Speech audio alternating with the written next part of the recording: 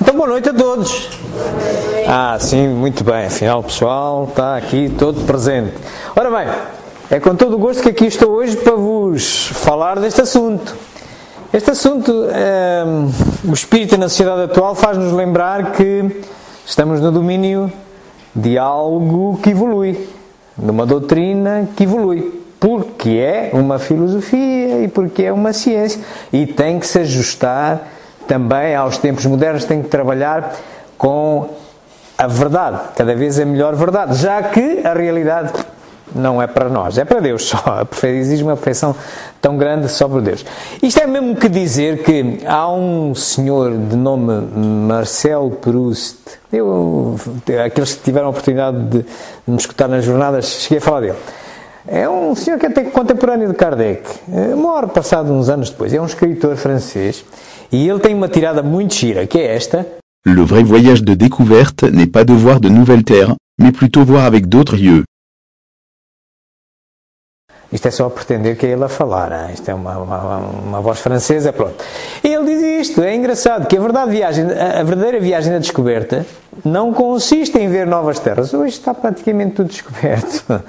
É vermos com novos olhos, vermos com os olhos que necessitamos para integrarmos, para nos ajustarmos e tornar útil as doutrinas que temos, as ideias que temos ao dia a dia que vamos vivendo. Portanto, posto isto, o que eu vos convido a fazer é uma viagem exatamente pelo Espiritismo, mantendo como a filosofia que assim foi criada, a ciência que da filosofia, a ciência é uma filha da filosofia, portanto é uma parte da filosofia, e claro, dessa investigação toda, retirar o que nos importa, que são ilações, são orientações, são indicações de como bem proceder para que a gente possa melhorar, para andar mais depressa no caminho do bem proceder, da moral. Portanto, e daí se chama, mas claro, com uma ferramenta especial que é a ética, que preside às questões morais. Claro, e tudo isso de acordo com os postulados básicos do Espiritismo. Ora bem, indo para aí, que é para começar pelo princípio, como se costuma dizer, esta obra é muito importante, é muito importante. E ela é tão importante, ela aparece em 1859, 2 anos depois de sair o que é o Espiritismo. E Kardec, na altura, ainda antes de ele fazer a segunda edição, vocês estão recordados que a primeira edição do Livro dos Espíritos é uma edição pequenina, só tem 500 e poucas perguntas. A que temos hoje aí à nossa disposição tem 1019, ok? Portanto, era uma coisa ainda pequena. E esta de 1019, a segunda edição, só sai em 1860. Em 1859 está a desenvolver-se o Espiritismo e ele necessita de explicar o que isto é. Então, sai com esta obra que é muito importante. Eu aconselho-vos a ler. Porque ela, por exemplo, tem 2 definições do que é o Espiritismo. Uma delas é esta. E diz assim, que é ao mesmo tempo uma ciência da observação e uma doutrina filosófica. E como ciência prática, dedica-se a estudar relações entre nós e os espíritos. E como filosofia, compreende todas as consequências morais que emanam dessas relações. Isto é uma das definições, e cá está. Ele fala em filosofia, fala em ciência e fala nas questões ético-morais. Há uma outra definição que lá vem. Esta é mais enfocada nas questões científicas do Espiritismo, que é esta. O Espiritismo é uma ciência que trata da natureza, a origem e destino dos espíritos, bem como das suas relações com o mundo corporal. Ora bem, olhando com os novos olhos que o Marcel Proust diz, e adaptando aos tempos modernos, eu propunha-vos que esta me parece um bocadinho mais completa e une as duas, que é uma filosofia de base científica e consequências ético-morais que tem por objeto a investigação da natureza, a origem e destino dos espíritos, bem como das suas relações com o mundo corporal. Integrando as duas, de alguma forma integrando as duas. Parece-me que fica mais completa. Também olhando com outros olhos, que às vezes nós ouvimos falar porque fomos ensinados também de determinada maneira, muitas vezes, há quem pense que o Espiritismo é uma palavra criada por Allan Kardec. Não é verdade. Não é verdade. Mas embora a gente ouça isso muitas vezes. E porquê é que eu vos digo que não é verdade?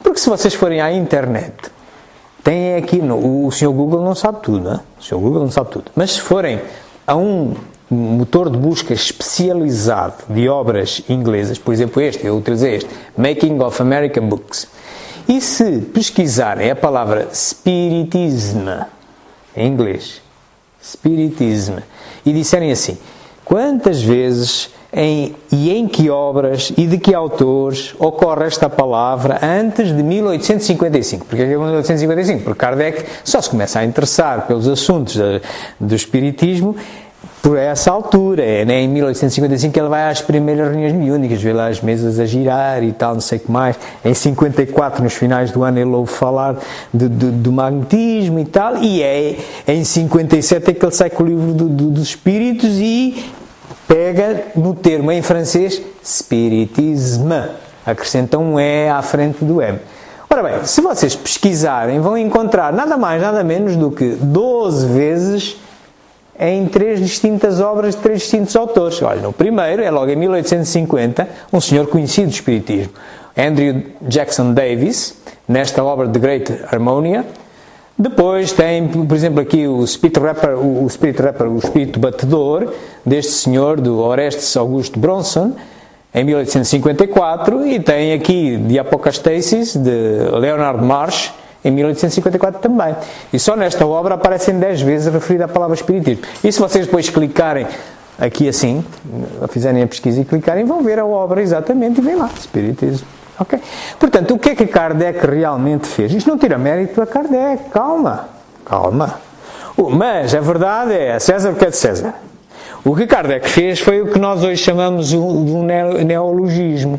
Ele pegou na palavra Spiritism, que já existia em inglês, acrescentou-lhe um E, né? Nem lhe pôs um E aqui atrás, seria mais fácil, que a linguagem latina punha Espiritismo. Não, ele foi sério. E acrescentou um E final, ok?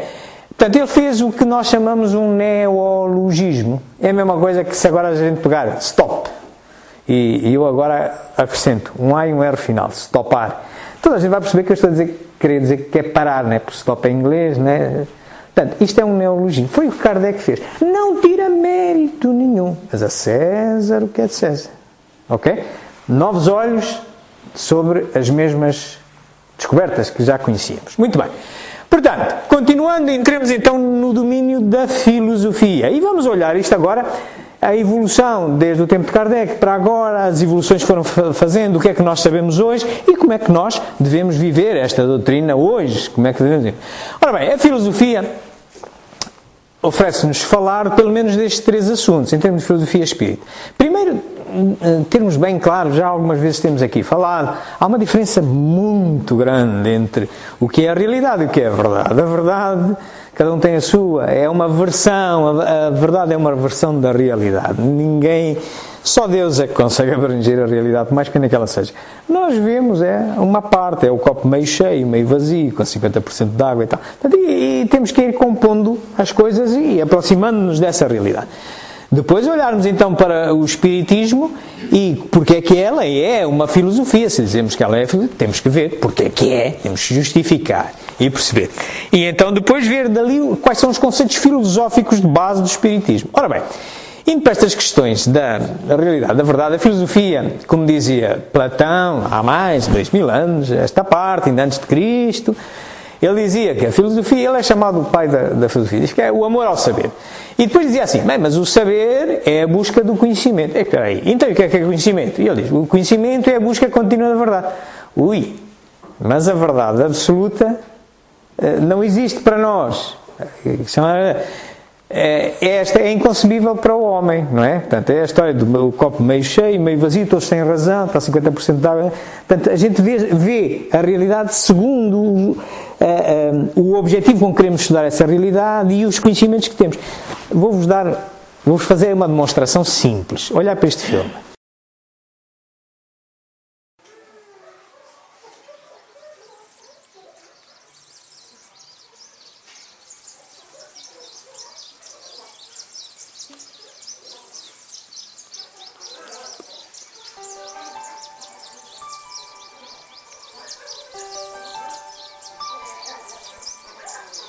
Agora, imaginai que há uma pessoa que não teve muito tempo, mas viu que havia lá uma janelinha em frente a estes troços de um carro, podemos assim dizer, e tira uma fotografia e fica com isto. Portanto, a verdade dele é esta.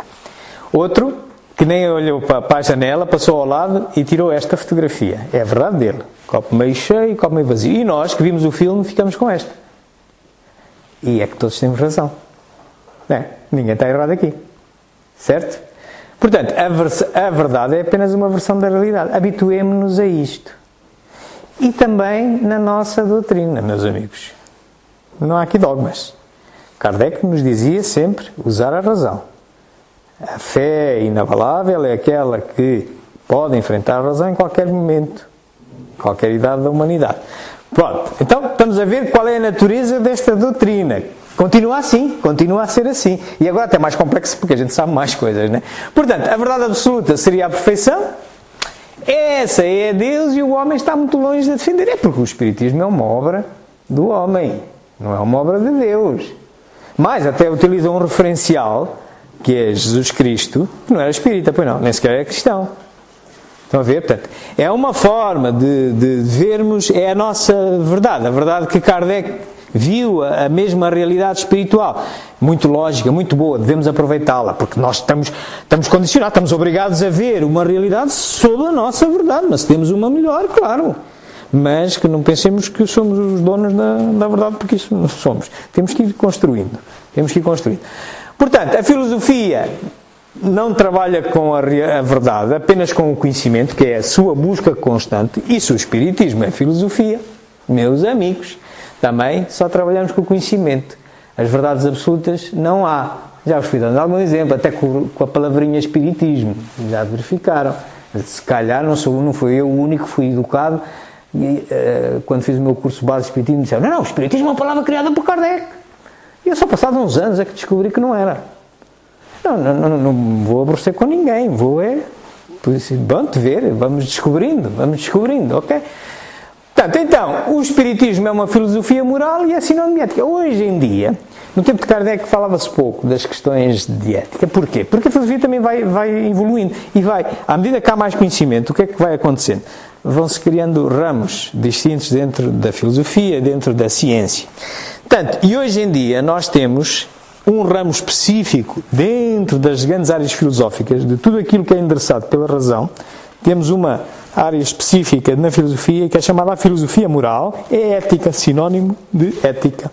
Portanto, justificar os nossos comportamentos. Vamos ver então como é que Kardec olhou para isto, porque é que tem esta natureza filosófica.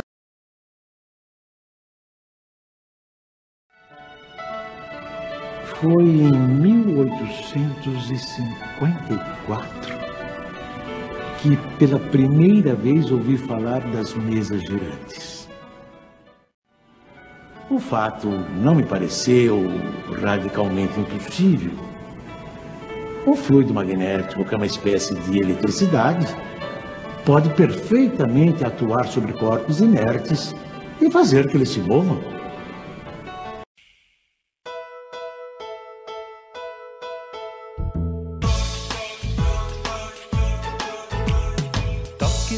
Toque, toque, toque, pelas batidas as paredes falaram, e na Europa até as mesas giraram, pra lá e pra cá, apontando as letras do alfabeto, ora no chão, ora no alto, no teto, formando frases, respondendo às questões.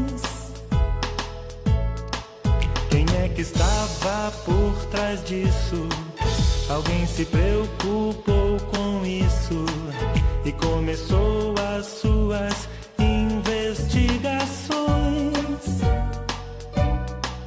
e descobriu que aquele jeito esquisito foi a maneira que então os espíritos usaram pra chamar sua atenção. Foi assim que Allan Kardec observou como é que tudo acontece no intercâmbio entre nós e o além. Desenvolveu aquela nova ciência com muito estudo, muitas experiências. Agora pela voz, caneta. Não é preciso mais usar a prancheta, pois até mesmo pela intuição, nossos amigos espirituais sempre nos trazem as lições de paz, saudade, incentivo e muito mais, muito mais.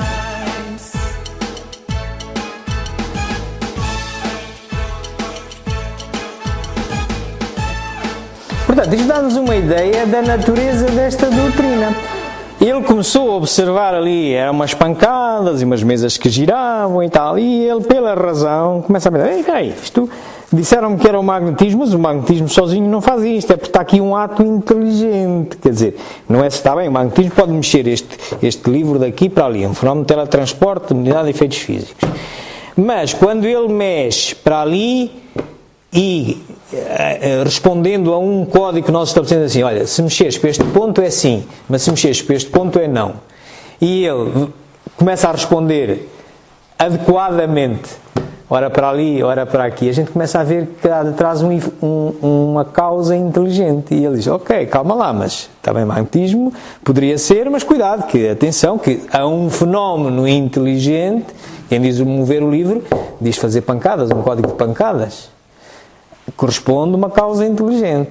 Portanto, e nós vimos aqui como é que ele vai estudando isto, utilizando a razão. Portanto, a filosofia é isto, pela razão nós arranjarmos justificações para os fenómenos que nos ocorrem. A ciência depois é outra coisa que é filha desta, é demonstrar isto. Mas, olhando agora para as bases filosóficas, as bases filosóficas do Espiritismo, se vocês forem à Wikipédia vão encontrar 19, mas dessas 19, normalmente consideram 5, 6, as que são mais normalmente consideradas são estas 5, uma existência de um Deus único, a existência do Espírito, da imortalidade do Espírito, um ente que sobrevive à morte do corpo físico, há comunicabilidade entre estes entes, independentemente das dimensões em que estamos. Nós estamos a comunicar aqui, todos somos espíritos, mas estamos nesta dimensão. Mas também há comunicações de outros espíritos que nós não estamos a ver, estão desencarnados ou encarnados noutras dimensões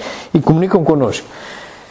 A reencarnação, como justificação para o progresso, e é necessário, para se cumprir a justiça divina, é necessário isso, não se pode ter só uma vida, senão isto não quadrava, filosoficamente não quadrava. E a pluralidade dos mundos habitados, não estamos sozinhos. Destas eu vou-vos demonstrar hoje que já temos evidências científicas, mais que no tempo de Kardec. Contudo, só temos evidências filosóficas. A Deus, nunca vamos conseguir levar a Deus a um laboratório. Nunca vamos conseguir medir Deus, comparar Deus, porque Ele é único, vamos comparar com quem? Vamos medir, onde é que ele está? Onde é que ele está para a gente medir? Estão a ver? Portanto, só lá conseguimos chegar pela razão. E vamos ver porquê.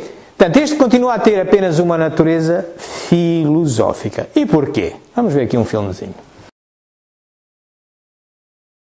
O Espiritismo tem na existência de Deus o seu princípio maior. Deus é eterno, imaterial, imutável, único, todo-poderoso, soberanamente justo e bom.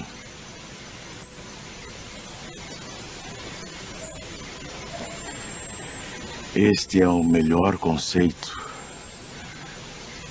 que a nossa limitada inteligência pode fazer daquele que criou o universo. Over the last few decades, scientists from around the world have been making discoveries which clearly show that an intelligent designer is responsible for the creation of the universe. Many believe that the entire universe came into existence out of nothing by chance. But if you really think about it, nothing couldn't bring the universe into existence because nothing produces nothing. Everything that begins to exist must have a cause. Portanto, e não conseguimos passar disto. De facto, pela razão, a gente... Um efeito tem que corresponder a uma causa, se o efeito é inteligente, tem que corresponder a uma causa inteligente, e mais inteligente até que o próprio efeito, mas não conseguimos ver Deus, não consigo apanhá-lo para vir medi-lo, para vir compará-lo, não consigo. Portanto, mas só lá chegamos. Daí, esta base filosófica continua a ter uma natureza filosófica, e julgo eu, posso estar enganado, mas acho que nunca o ser humano vai conseguir conferir a Deus uma base científica, porque não vai conseguir levar a um laboratório, a medi-lo, a avaliá-lo, não. Ele é que nos leva a nós, ok? Já das outras bases filosóficas, sim, elas já evoluíram. Senhores, ele era o que eu denominarei simplesmente o bom senso encarnado. Aplicava sem cessar à sua obra as indicações íntimas do senso comum. Esse estudo, que foi lento e difícil, tem que entrar agora num período científico. Esse método tem de tomar os fenómenos de ordem misteriosa a que assistimos, para os dissecar, medir e definir. O espiritismo não é uma religião, mas uma ciência. Até à vista, meu caro Allan Kardec. O que acabamos de ouvir é um extrato de um dos 4 discursos fúnebres que foram feitos no dia 2 de abril de 1869, no cemitério de Montmartre, em Paris. Kardec foi a enterrar, ele morreu em 31 de março e foi enterrar no dia 2 de abril. Não no cemitério onde está agora este túmulo. Este é o Père Lachaise, só mudou um ano depois, é que foi mudado para lá. E uma das pessoas que fez um discurso foi este senhor, Camille Flammarion. Era médico, astrónomo, amigo de Kardec. E o que nós ouvimos foi ele falar desta necessidade de, para tornar mais credível o espiritismo, se filosoficamente já conseguíamos justificar aquelas 5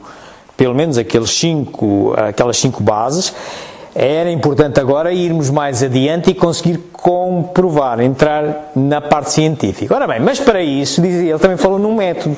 Portanto, nós precisamos de submeter todos os nossos fenómenos espíritas para podermos dialogar com as outras ciências e estar em pé de igualdade. Nós precisamos de submetê-lo ao mesmo método que as outras ciências, que é o chamado método científico.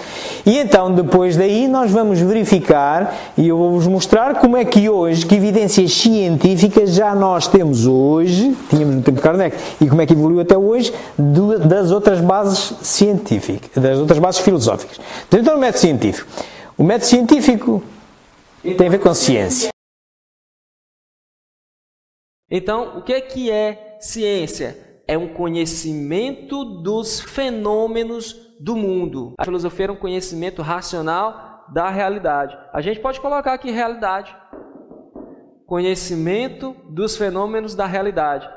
Mas por que a ciência é um conhecimento dos fenômenos?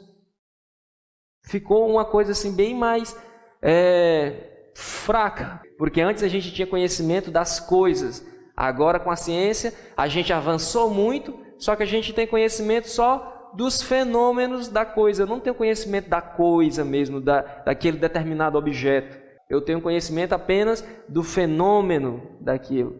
Então ciência é o conhecimento dos fenômenos do mundo que obedece um determinado método, um determinado procedimento, uma observação. Eu olho o nosso mundo, a realidade, os fenômenos que aparecem para mim, detecto um problema, lanço uma hipótese, hipótese. Eu tenho uma resposta, só que essa resposta é fraquinha ainda. É uma resposta, é uma possibilidade de resposta. Então, se eu tenho ainda uma possibilidade de resposta, eu não tenho uma resposta. Como é que eu vou conseguir a resposta? Fazendo testes. Depois desses testes é que eu posso dizer se essa minha hipótese se transforma numa tese, se transforma numa resposta que vá resolver aquele determinado problema. Tá bom? E se eu gerar resultados que possam se tornar leis gerais e universais, aí, meu querido, Portanto, estão a ver? Tudo começa pela filosofia. Pela filosofia nós conseguimos abranger tudo, até Deus. Até Deus, ok? Mas depois de Deus já só podemos ir buscar uns fenómenozinhos que nos levam a concluir que Ele tem que existir, alguém tem que ter feito aquilo. E então podemos explicar esses fenómenos. Como se explica, por exemplo, Kardec explicou os fenómenos da mediunidade, mas foi Deus quem criou essa possibilidade. Estão a ver? Como é todas as ciências, a química põe dois constituintes químicos, um em frente um do outro, e vê qual é a reação e escreve leis. No livro dos Espíritos a gente vê as leis morais. As leis morais, portanto, também são deduzido de que o que Deus mostra pela sua justiça, pelas reencarnações, por as mensagens que nos vêm, então, quais são as leis que nos regem. Portanto, estão a ver? Quando nós temos, de facto, chegamos a leis universais gerais, são vós para tudo, aí temos ciência, independentemente do método. Não significa que tudo que é ciência tem que ser pesado, medido. Não. Por exemplo, a astronomia, como é uma ciência de observação. Pega em telescópio, não é? E observa lá um corpo celeste. Kardec, também aqui no Espiritismo, o que ele fez, a luneta dele é a mediunidade. Ele, através da mediunidade, observava o outro mundo. Não deixa de ser científico. O que ele tem que fazer é, quando se utiliza um método de experimentação desses, de observação, tem que se fazer na astronomia. Na astronomia, se eu olhar para um corpo celeste que nunca ninguém tinha visto, que já não é possível, creio eu, mas pronto, imaginemos que eu descobri um corpo celeste. Não. E eu dizia, encontrei um corpo celeste, e os outros astrónomos dizem, calma aí, temos nós validar também. Então iam pôr lunetas ao redor do mundo e iam todos observar para o mesmo ponto a ver se confirmavam o que eu vi. Foi o que Kardec fez. Kardec também perguntou a um médium, então diz-me lá como é que é esse mundo daí e tal, não sei o que mais. E agora cala-te, agora vou perguntar ao outro. E só ficou com aquilo que coincidia, a mesma coisa, com o corpo celeste que todos observam. Ok? Isto é ciência. E, portanto, e a partir daí tem uma lei universal. Sim, existe um corpo celeste. Sim, existe um outro mundo. Ok. Então olhemos agora para os outros, para o método aplicado àquela coisa. Kardec, ele próprio, seguiu com estas características que eu vos disse. Portanto, e naturalmente este método tem uma parte que é filosófica, essencialmente filosófica. A gente começa por observar um determinado fenómeno, faz perguntas sobre ele e justifica, faz a tal hipótese. Aqui só estamos a usar a razão, ok? Que é, como dizia Platão, é filosofia, é a crença verdadeira justificada. Depois, termos uma hipótese, por isso é mais pequena que a tese, é a primeira resposta àquele fenómeno, vamos sujeitá-lo à experimentação, a ver se dá resposta a tudo. E só se der resposta a tudo que a gente está em jogo é que se transforma em tese. Portanto, e para isso, o Espiritismo, a ferramenta que usa é esta, que não é exclusiva do Espiritismo, mas é esta. E o que é que vai fazer? Vai transformar uma crença verdadeira justificada, uma primeira justificação, vai agora comprová-la, transformá-la em crença verdadeira justificada e comprovada. Como dizia um discípulo de Platão, que era o Sr. Aristóteles, considerado o pai da ciência. E claro, e depois vai escrever conclusões, etc. E claro, nunca pensando que a verdade é absoluta. Sempre usando a razão. O próprio Evangelho segundo o Espiritismo nos diz, por exemplo, no capítulo 19, que é a fé transportar o mundo, diz lá, a fé inabalável é aquela que pode enfrentar a razão em qualquer momento da humanidade. Ok? E estar sempre disponível para deitar fora, nem que sejam 10 verdades, do que antes crer numa teoria errónea. Vem no Livro dos Médiuns, que é uma obra científica do Espiritismo. É a primeira grande obra científica do Espiritismo.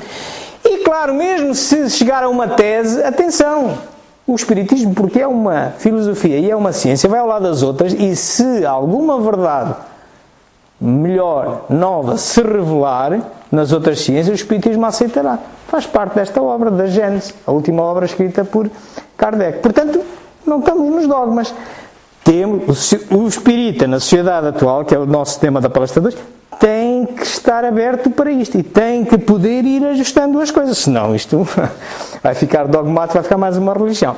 Ora bem, então olhando agora para as questões científicas do Espiritismo, já vimos que Deus só chega pela filosofia, pela razão, mas as outras 4 já temos evidências científicas. Mas olhando ainda para a obra, e nós podemos encontrar se as filosóficas, as justificações filosóficas para todas as 5 bases a encontramos no Livro dos Espíritos, o Livro dos Espíritos funciona para a codificação básica como os alicerces da casa, ok?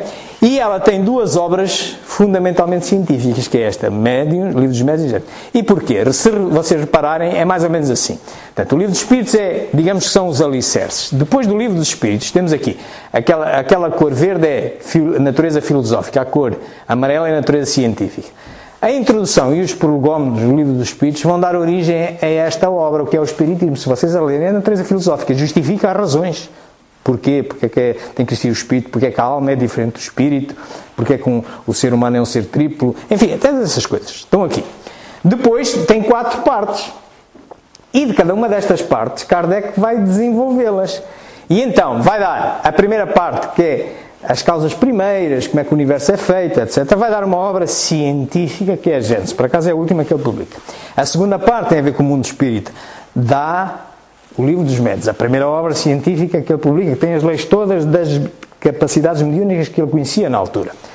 A terceira parte, as leis morais, dá o Evangelho segundo o Espiritismo, é de natureza filosófica, na razão, funcionava a razão. Se estás do outro lado, que é isto, a caridade, deves usar a caridade, etc. Todas aquelas máximas de Jesus, por aí adiante.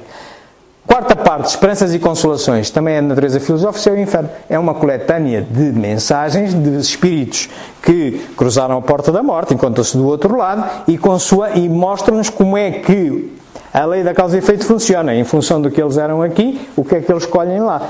Portanto, natureza também essencialmente filosófica. Portanto, esta é as naturezas das várias obras da codificação básica e expressas aqui, mas todas radicando nesta que necessariamente tem as 2 vertentes, filosófica e científica. Portanto, olhamos então agora para esta primeira base, de todas elas, das 4 que nos sobram, temos evidências científicas.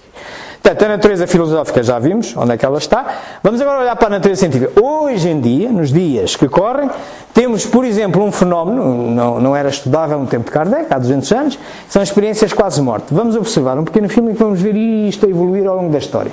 Vamos lá ver. Os espíritos revestem temporariamente um invólucro material, perecível, e sua destruição pela morte os devolve à liberdade. A alma é um espírito que encarnou, e, portanto, um ser imaterial e individual, que reside em nosso corpo e a ele sobrevive. Consegui um encontro no Central Park com o médico-chefe da UTI, Dr. Sam Parker. Eu sei que você fez uma quantidade enorme de pesquisas sobre o assunto. Sam estudou mais de 100 sobreviventes de paradas cardíacas. Pessoas que estavam tecnicamente mortas e que voltaram à vida.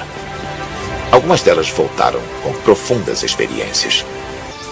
Uma das coisas que você menciona, e eu achei extremamente fascinante, é a ideia de que, mesmo sem atividade cerebral, as pessoas voltam contando essas experiências. Tem como isso ser explicado? É importante compreender que, quando uma pessoa está morrendo e se torna um cadáver, é só nesse momento que as células dentro do corpo começam a passar pelo processo da morte, o que pode levar horas, se não até dias. E, na verdade, temos esse espaço de tempo em que podemos trazer a pessoa de volta à vida. E as experiências que elas tiveram nos dão uma indicação de como e quando a humanidade passa pela morte. E os religiosos acreditam quase todos que quando você morre é apenas no sentido corporal. A sua essência, a sua alma continua.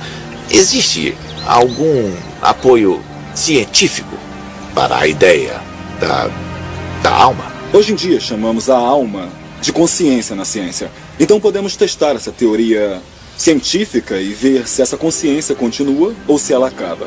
Isso prova, pelo menos, que quando uma pessoa morre, essa parte que nos torna o que somos, a psique, a alma, a mente, a consciência, ou como você quiser chamar, ela não é aniquilada. Ela não desaparece no ar, ela continua pelo menos no início da morte. É sério? Com certeza. Ela continua quando o cérebro não deveria estar funcionando e quando uma pessoa está passando pela morte. Estão a ver? Portanto, hoje em dia os protocolos da nossa medicina dizem que a consciência é uma produção do cérebro. Então, se assim é, se o cérebro já está parado, coração parado, cérebro parado, como é que as pessoas que ressuscitam nas experiências quase morte se lembram daquele momento em que já estava o cérebro parado? Então existe lá outra coisa, ok? Ciência vai por aqui, está confrontada com isto, existe. A consciência não é local, só a consciência de vigília é que é local. Há uma parte da consciência que não é local e as experiências quase morte demonstram. Como na parte do espírito, também na comunicabilidade dos espíritos. Vamos observar também a evolução do tempo de Kardec só com a transcomunicação mediúnica, até chegarmos aos nossos dias em que temos a transcomunicação instrumental. Vamos ver. Fui convidado a assistir às experiências que se realizavam em casa da senhora Plena Maison. Foi aí que, pela primeira vez, presenciei o fenômeno das mesas que giravam, saltavam e corriam.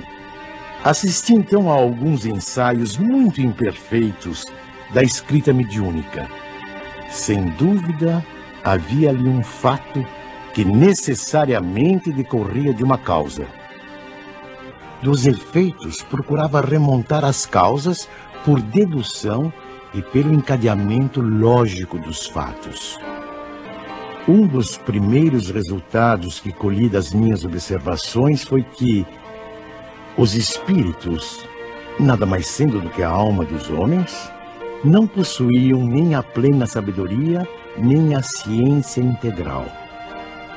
Mais tarde, quando vi que aquilo constituía um todo e ganhava as proporções de uma doutrina, tive a ideia de publicar os ensinos recebidos. One day in the summer of 2002, Martha Copeland of Lawrenceville, Georgia, played back a sound recording she'd made earlier that day and heard the voice of her daughter Kathy disciplining her dog. That wouldn't have been so unusual, except that 6 months earlier, Kathy had died in an auto accident. One day in October 1987, Claude and Ellen Thorland of Sweden switched on their TV. Suddenly, this strange image appeared, and they quickly snapped it with their Polaroid camera. Only later did they learn that their friend Friedrich Jürgensen, a pioneering afterlife researcher who had died a few days earlier, was being buried at that very moment, 250 miles away. For more than a half-century, people throughout the world claim to have communicated with the dead using instruments of modern technology, such as tape recorders, radios, telephones, computers, and video systems. They call this phenomenon Instrumental Transcommunication, or ITC. Portanto, hoje em dia, continuamos a ter a mediunidade humana através de médiuns humanos, mas também já temos a transcomunicação instrumental, através de aparelhos eletrónicos, gravadores, telemóveis, etc., vídeos, fotografias. E por acaso de uma forma mais universalizada. É mais fácil qualquer um de nós obter uma voz anómala ou uma fotografia do que ser médium ostensivo. Ok? Portanto, mas é um mundo a evoluir. No tempo de Kardec não existia nada disto, mas hoje existe. E é uma forma de comunicabilidade dos espíritos. Também, na parte da reencarnação, a parte filosófica já vimos lá no Livro dos Espíritos, justificada pela necessidade da justiça de Deus, tem que ser assim, não pode haver só uma vida, mas hoje começamos a ter evidências, nomeadamente memórias de vidas passadas de crianças em tenra idade, até aos 6 anos de idade, e associadas a marcas de nascimento. Vamos ver uma história também.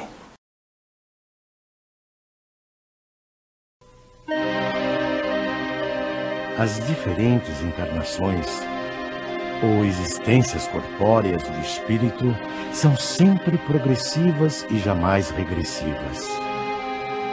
Mas a rapidez do seu progresso depende dos esforços que ele faça para chegar à perfeição. A vida terrena seria assim uma espécie de escola, em que os alunos, embora nunca regridam às séries anteriores, são obrigados a repetir de ano até compreenderem o que lhes foi ensinado. O principal objetivo da reencarnação reside no melhoramento progressivo da humanidade.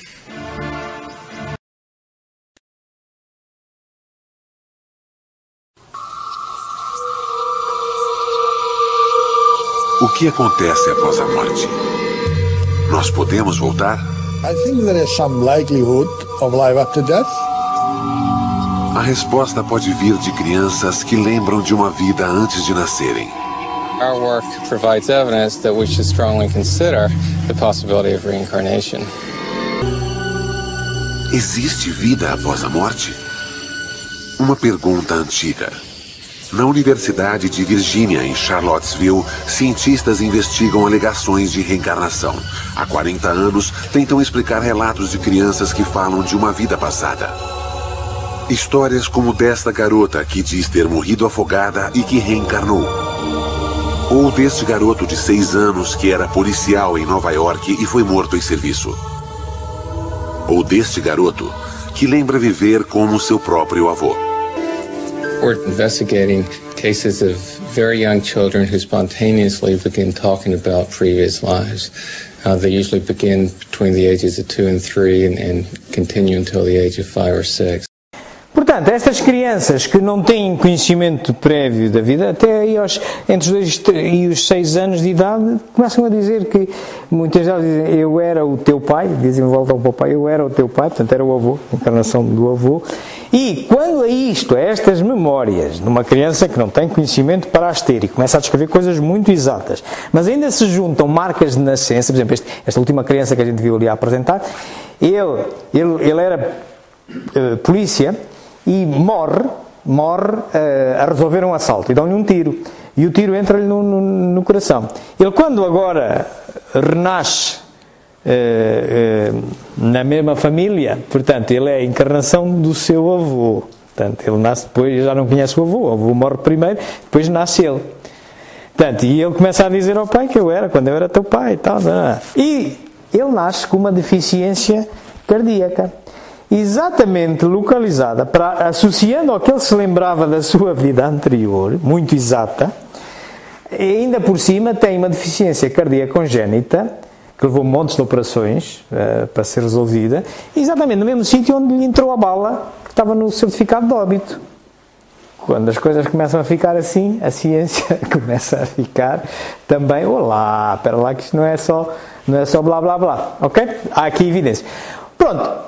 Isto, relativamente à reencarnação. A pluralidade dos mundos. Claro, o livro dos Espíritos fala-nos que, a gente, quando se vai ali fora, não pode ser que estes pontinhos luminosos todos que estão no céu sejam só para o delito dos nossos olhos. Uma imensidade seria chamar Deus ignorante, quer dizer, Deus ia fazer uma coisa só para isto. Não. Mas hoje, até já temos evidências científicas de que podem realmente existir outros mundos. A astronomia dedica-se à descoberta de exoplanetas, planetas parecidos com nós, não ainda com muito sucesso, mas também porque se calhar não está a ir buscar onde a maior parte deles, só está a buscar parecidos com nós, e a física quântica que vai aos universos paralelos. Vamos ver uma pequena...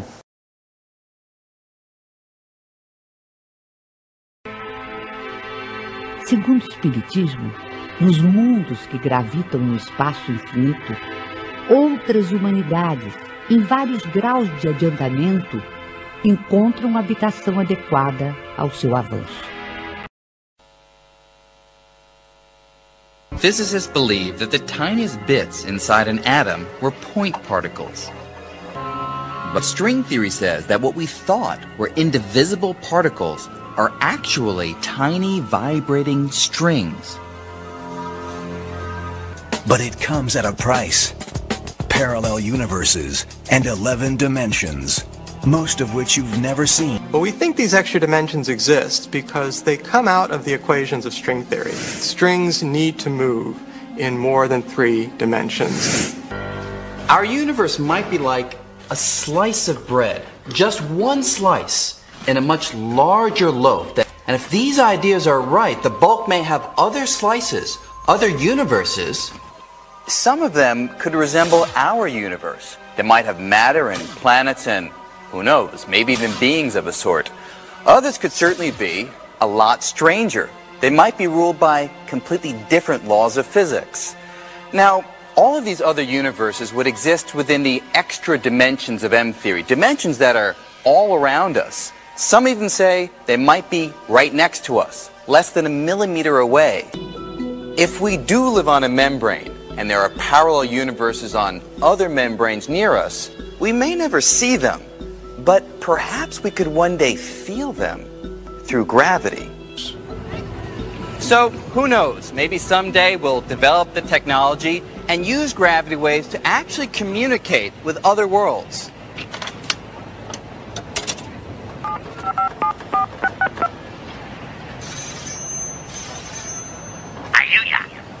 Yeah, hey, it's Brian. How you doing? Brian, what Jerry Wolfalaba Jabba Simpsons? Isto parece que o mundo é pequeno, não é? Até os extraterrestres gostam dos Simpsons.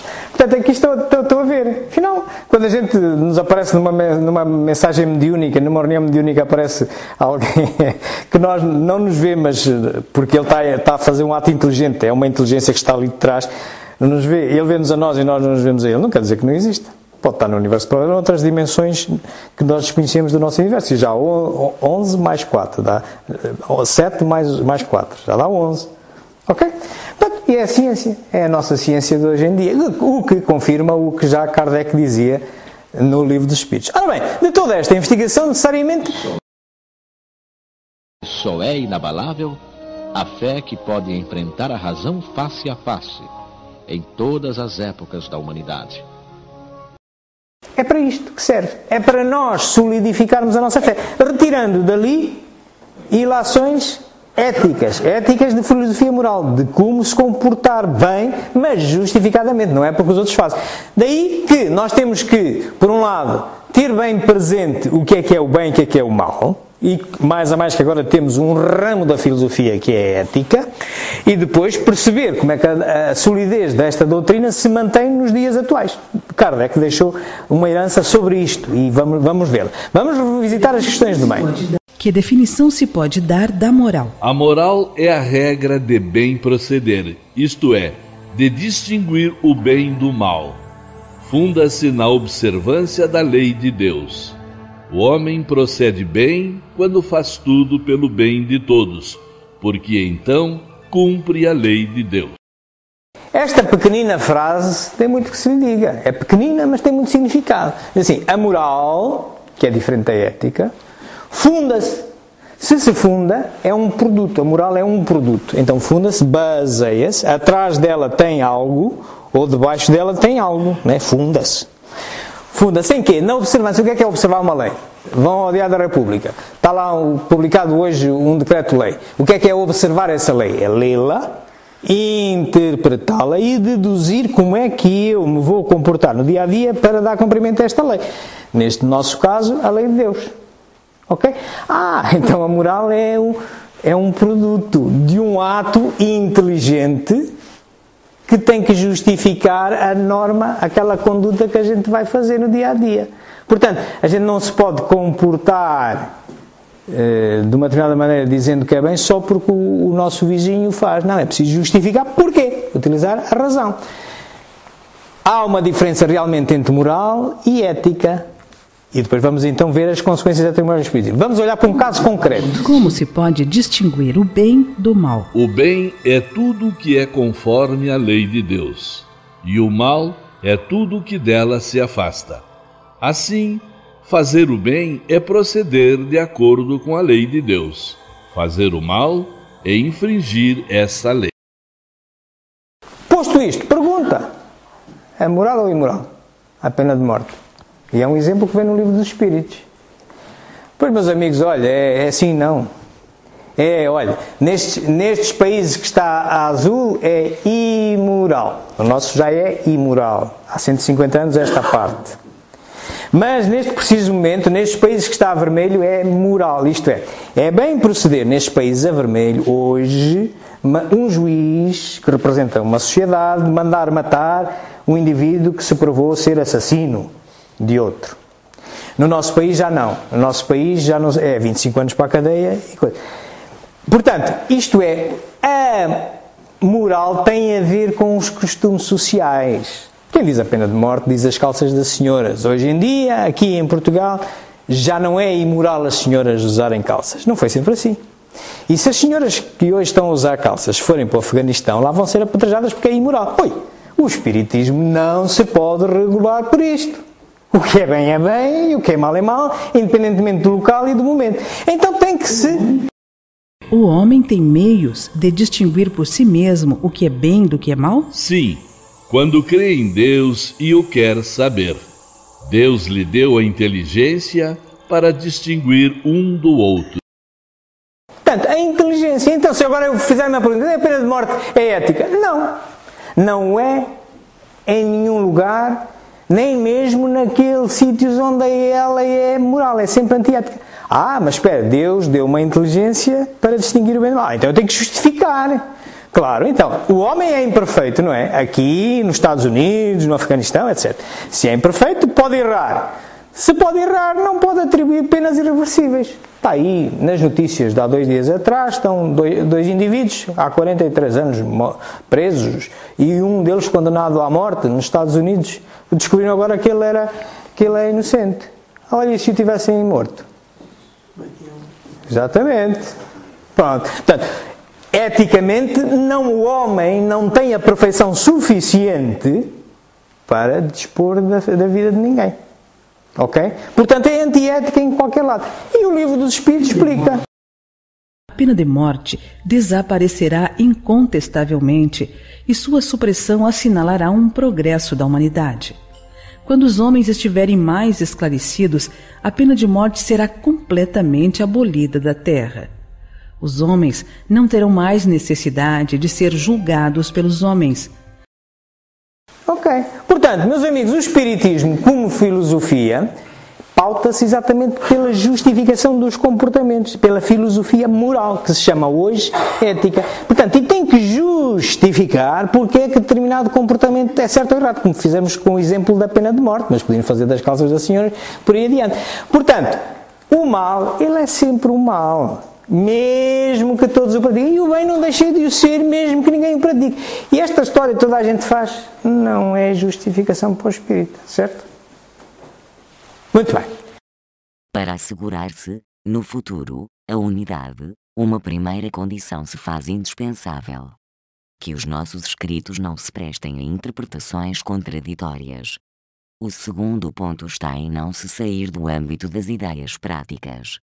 O terceiro ponto é que não se imobilize no presente. Assimilando todas as ideias reconhecidamente justas, de qualquer ordem que sejam, físicas ou metafísicas, ela jamais será ultrapassada, constituindo isso uma das principais garantias da sua perpetuidade. Portanto, isto deixou-nos Kardec.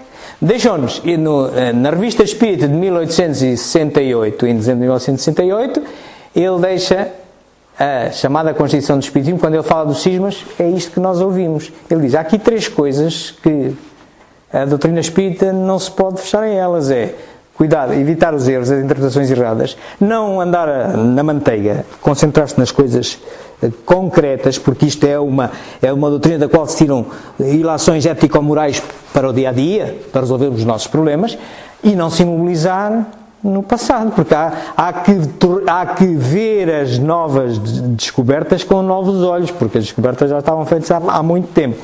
E também encontram isto nas obras póstumas. Este mesmo artigo é depois vertido nas obras póstumas. Vamos, por exemplo, ver ali a questão de evitar os erros. A lei de Deus é eterna? É eterna e imutável como o próprio Deus. Será? Será que a lei de Deus pode ser eterna como o seu próprio Criador? Eterno só um, não é? Não teve início, não teve fim, é Deus. A sua lei foi criada por Ele. Então se foi criada por Ele, teve um início. Então se teve um início, não pode ser eterno. Está mal o que está na pergunta 615 do Livro dos Espíritos? Não. O problema é a nossa linguagem. Um espírito, quando se comunica através de um médium, para nós, o espírito normalmente comunica-se através de plasmação de pensamentos. Não é propriamente uma conversa que está a ter com o médium. Imaginemos, eu sou o espírito e estou a olhar para para esta sala e vejo que está ali uns quadros e tal, não sei o que mais. E imaginemos que temos aqui um médium e eu estou-lhe a transmitir a percepção do que eu estou a ver. Eu estou a ver tudo, mas para ele ele já tem que entender a minha descrição. É como se eu estivesse a contar a um de vocês a descrever esta sala sem nunca ter visto. Olha, é uma sala branca, tem umas luzes e tal, e tem 3 quadros, e a pessoa pode dizer 3 quadros, bem, podem estar aqui, podem estar ali, podem estar acolá. Portanto, isto é, eu já não consigo descrever exatamente o que estou a ver. E quando o médium vai a escrever, ainda vai reduzir aquilo mais. Então vai errar por aí abaixo. Nós estamos limitados a isto, meus amigos. Tenho aqui um exemplo. Agora, está mal? Não, é percebermos, cabeça a pensar, a inteligência a pensar, raciocinar. E, não, bom, eterna, bem, vamos lá ver, só se aqui uns graus de eternidade, quer dizer, não pode ser tão eterna como quem criou, porque eterna não teve início, se calhar não devia se chamar eterna e tal, mas não temos outro termo. Temos é que perceber estas coisas. Quem diz isto, diz então as questões na segunda parte, não sair do âmbito das ideias práticas. Vamos ver um exemplo, além de muitos outros, de como às vezes nós atribuímos responsabilidades, sei lá, aos espíritos e aos demónios e tal, quando afinal as responsabilidades são outras. Vamos ver um problema da droga, por exemplo. Almost everything we think we know about addiction is wrong. If you, for example, break your hip, you'll be taken to a hospital and you'll be given loads of diamorphine for weeks or even months. Diamorphine is heroin. There are people near you being given loads of deluxe heroin in hospitals right now. So at least some of them should become addicts. But this has been closely studied. It doesn't happen. Our current theory of addiction comes in part from a series of experiments that were carried out earlier in the 20th century. The experiment is simple.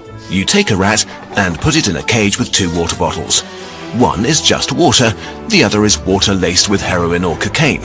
Almost every time you run this experiment, the rat will become obsessed with the drugged water and keep coming back for more and more until it kills itself. But in the 1970s, Bruce Alexander, a professor of psychology, noticed something odd about this experiment. The rat is put in the cage all alone. It has nothing to do but take the drugs. What would happen, he wondered, if we tried this differently? So he built Rat Park, which is basically heaven for rats. It's a lush cage where the rats would have coloured balls, tunnels to scamper down, plenty of friends to play with, and they could have loads of sex. Everything a rat about town could want. And they would have the drugged water and the normal water bottles. But here's the fascinating thing. In Rat Park, rats hardly ever use the drugged water. None of them ever use it compulsively. None of them ever overdose. But maybe this is a quirk of rats, right? Well, helpfully, there was a human experiment along the same lines, the Vietnam War. 20% of American troops in Vietnam were using a lot of heroin. People back home were really panicked because they thought there would be hundreds of thousands of junkies on the streets of the United States when the war was over. But a study followed the soldiers home and found something striking. They didn't go to rehab. They didn't even go into withdrawal. 95% of them just stopped after they got home. If you believe Professor Alexander's theory, it makes perfect sense. Because if you're put into a horrific jungle in a foreign country where you don't want to be, and you could be forced to kill or die at any moment, doing heroin is a great way to spend your time. But if you go back to your nice home with your friends and your family, it's the equivalent of being taken out of that first cage and put into a human rat park. It's not the chemicals, it's your cage. We need to think about addiction differently. When we are happy and healthy, we will bond with the people around us. But when we can't, because we're traumatized, isolated or beaten down by life, we will bond with something that gives us some sense of relief. It might be endlessly checking a smartphone, it might be pornography, video games, Reddit, gambling, or it might be cocaine. Agora digam lá que é dos demónios. É que o problema da droga é porque nós naturalmente precisamos ligar-nos com algo. Quando não nos ligamos uns aos outros, temos a tendência, vamos ao telemóvel, ao cigarro, à bebida e tal, não sei o que mais. E ali os ratos, quando estavam na brincadeira com os outros, está tudo no todo, nem tocaram na água drogada.